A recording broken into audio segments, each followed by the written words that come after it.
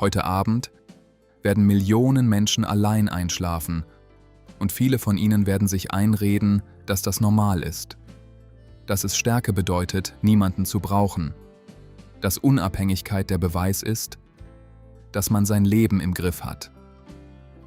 Aber vielleicht ist genau das die große Täuschung unserer Zeit. Die moderne Welt verkauft uns Isolation als Freiheit. Eine eigene Wohnung, ein eigener Bildschirm, ein eigener Kalender, ein eigenes Leben.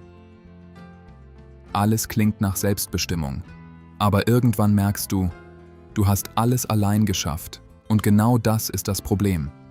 Für fast die gesamte Geschichte unserer Art wäre dieses Leben unvorstellbar gewesen.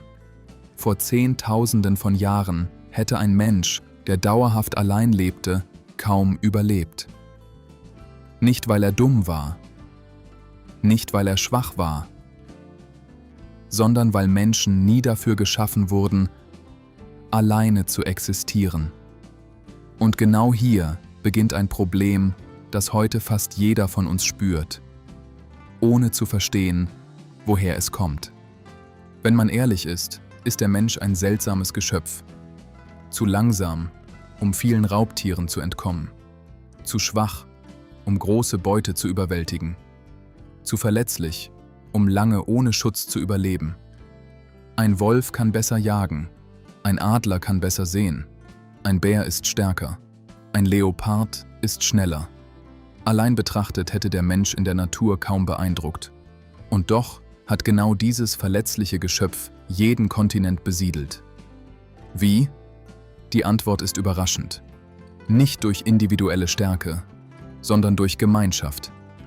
In Gruppen wurde aus diesem schwachen Körper die gefährlichste Überlebensmaschine der Erde. Unsere Vorfahren überlebten nicht als Einzelkämpfer. Wenn jemand krank wurde, halfen andere. Wenn jemand verletzt wurde, trugen andere ihn. Wenn Nahrung gefunden wurde, wurde sie geteilt. Der Mensch entwickelte etwas, das mächtiger war als Krallen oder Zähne: Zusammenarbeit. Und genau deshalb entwickelte unser Gehirn eine tiefe Abhängigkeit von anderen Menschen. Nicht als Luxus, sondern als Überlebensstrategie. Viele Menschen betrachten Einsamkeit als ein modernes Gefühl, als etwas Psychologisches, als etwas Emotionales. Doch möglicherweise ist sie viel älter. Stell dir vor, du lebst vor 50.000 Jahren. Kein Strom, keine Häuser, keine Krankenhäuser, keine Polizei. Eines Morgens wachst du auf und stellst fest, du bist von deiner Gruppe getrennt. Sofort beginnt ein Wettlauf gegen die Zeit. Wer schützt dich nachts? Wer hilft dir bei einer Verletzung? Wer teilt Nahrung mit dir? Wer warnt dich vor Gefahren? Allein zu sein bedeutete damals oft ein drastisch erhöhtes Risiko. Und genau deshalb reagiert unser Gehirn auf soziale Isolation so intensiv. Einsamkeit ist nicht nur ein Gefühl. Sie ist ein Warnsignal eines Gehirns, das Alleinsein Jahrtausende lang mit Gefahr verbunden hat. Das gleiche Signal, das unseren Vorfahren sagte: Finde die Gruppe wieder. Kehre zum Feuer zurück. Bleib nicht allein. Vielleicht ist nicht dein Bedürfnis nach Nähe das Problem. Vielleicht ist eine Gesellschaft krank, die Menschen dafür bewundert, alles allein zu schaffen. Früher war ein Kind nicht das Privatprojekt zweier erschöpfter Erwachsener. Es war eingebettet in viele Augen, viele Hände, viele Stimmen. Heute nennen wir es Familie und meinen oft zwei überforderte Menschen hinter einer Wohnungstür. Doch für den größten Teil der Menschheitsgeschichte sah das völlig anders aus. Großeltern, Geschwister, Verwandte, Nachbarn, vertraute Menschen. Die Verantwortung lag nicht auf zwei Schultern, sondern auf vielen. Nähe war kein Termin. Sie war die Umgebung. Jeder trug einen Teil der Last. Ein Kind gehörte nicht nur seinen Eltern, es gehörte der Gemeinschaft. Anthropologen fanden immer wieder Gesellschaften, in denen Kinder ständig von verschiedenen Menschen betreut wurden. Arme wechselten. Verantwortung wechselte. Vertrautheit war überall. Niemand musste alles allein schaffen. Und jetzt kommt die entscheidende Frage. Was passiert mit einem Gehirn, das für ein Dorf entwickelt wurde, wenn es plötzlich in einer Einzimmerwohnung lebt? Noch nie konnten Menschen so unabhängig leben wie heute.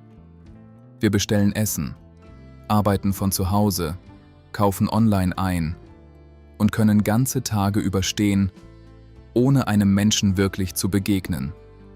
Auf dem Papier sieht das aus wie Freiheit.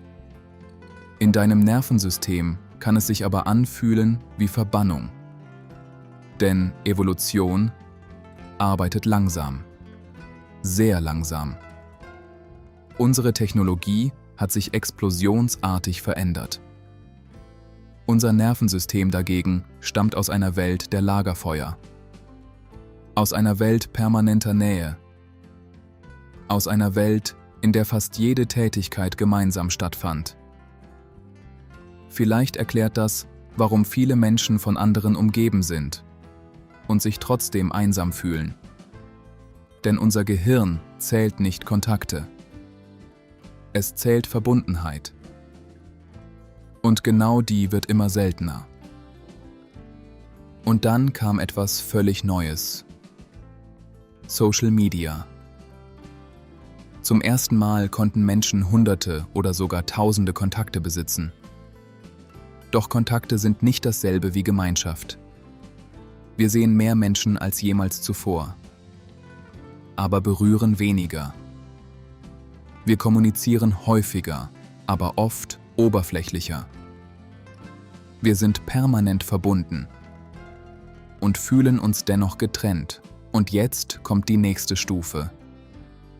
Maschinen, die nicht nur Aufgaben erledigen, sondern Nähe simulieren.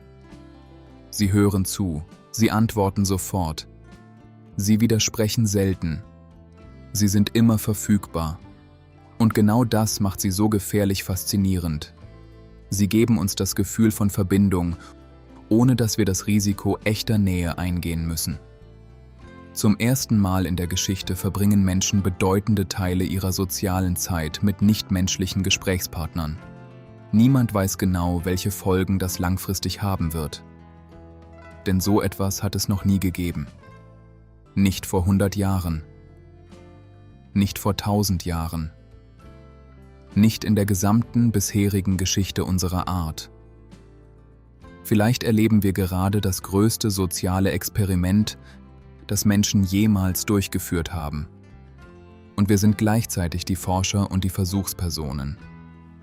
Vielleicht betrachten wir Einsamkeit deshalb falsch. Einsamkeit ist nicht einfach ein persönliches Problem, nicht bloß eine Charaktereigenschaft, nicht nur eine individuelle Schwäche. Sie ist die natürliche Reaktion eines uralten Gehirns auf eine völlig neue Welt. Eine Welt, die uns mehr Komfort gegeben hat als jede Generation zuvor. Aber nicht unbedingt mehr Gemeinschaft. Denn der Mensch hat die Erde nicht erobert, weil er der stärkste Jäger war. Nicht, weil er die schärfsten Zähne hatte. Nicht, weil er der schnellste Läufer war.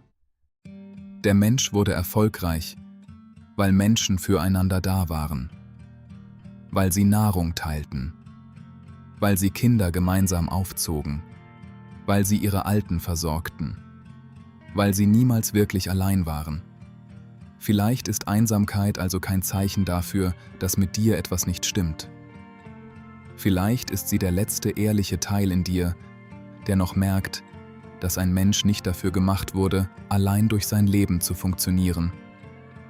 Wir nennen es Freiheit. Wir nennen es Unabhängigkeit. Wir nennen es ein eigenes Leben. Aber manchmal ist es nur Isolation mit besserem WLAN. Wenn dir dieses Video gefallen hat, abonniere den Kanal und schreib in die Kommentare: Glaubst du, dass Technologie uns näher zusammenbringt oder weiter voneinander entfernt?